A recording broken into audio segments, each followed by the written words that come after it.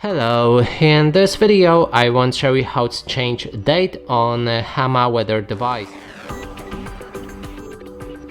To do this, first we'll need to click and hold the mode button, like this.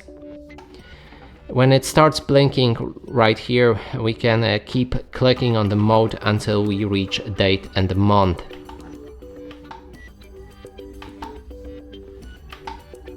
Here's our month, and we can change between different months by clicking on up and down buttons.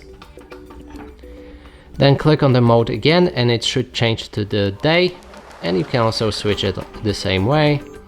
Then click on the mode again until you leave the settings. And that's it for this video. Hope you like it. Please consider subscribing to our channel, leave a like and a comment below.